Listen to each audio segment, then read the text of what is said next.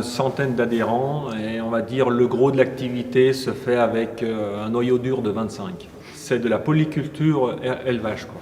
C'est une cinquantaine d'outils mis à disposition des adhérents, quoi. On a l'ACUMA, coopérative de matériel, et on a la coopérative de transformation entre lac et montagne. Et sur cette coopérative, l'ensemble du lait des 18 producteurs est transformé en tonnes de Saint-Ours et moelleux.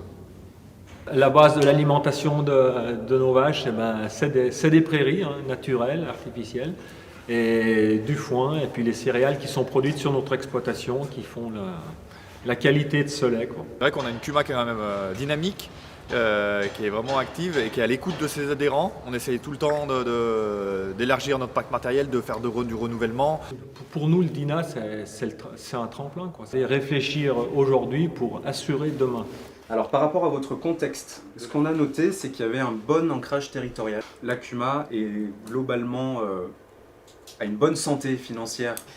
En revanche, les amortissements sont assez lourds, liés notamment à l'amortissement du bâtiment. Cette phase d'état des lieux a permis de dégager des demandes, des grands thèmes, des besoins.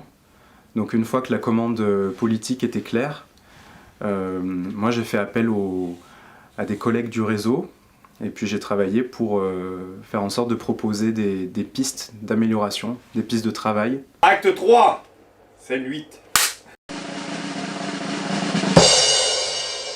Aujourd'hui, on est à la phase numéro 2 du dispositif DINA. La première fois, on s'était rencontrés pour faire l'état des lieux, pour voir un petit peu avec vous ce qu'il y avait potentiellement à mettre en place dans la CUMA.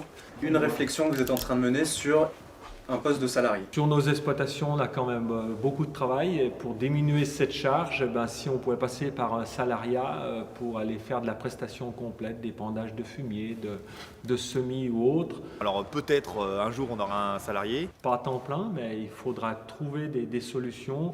Faut jamais s'endormir sur ses lauriers, et il faut toujours aller de l'avant et continuer à persévérer, parce que si on veut que du monde continue à venir et fasse vivre cette CUMA, il ne faut pas rester à ne rien faire. On a élaboré un questionnaire pour aller directement avoir des renseignements complémentaires et voir l'évolution que nos adhérents veulent pour le futur de la CUMA. Là, c'est une question un peu importante. Avez-vous le sentiment que la CUMA réponde à votre besoin ? L'étape finale du DINA à la CUMA des Perzis, c'est qu'on va se revoir au mois de février pour l'Assemblée Générale. C'est le moment où on va donner les résultats du DINA devant tous les adhérents. Et là, ce qui était intéressant, c'était vraiment de voir que les animateurs, autant fédération de proximité que fédération régionale, permettent vraiment d'accompagner le groupe dans sa démarche, et surtout de voir qu'il y a vraiment un projet là qui réunissait l'ensemble du conseil d'administration. Et donc derrière, on voit vraiment tout l'intérêt de la démarche collective à travers ce dispositif qui, à mon sens, représente vraiment un outil de développement pour ces groupes et surtout pour envisager l'avenir avec sérénité.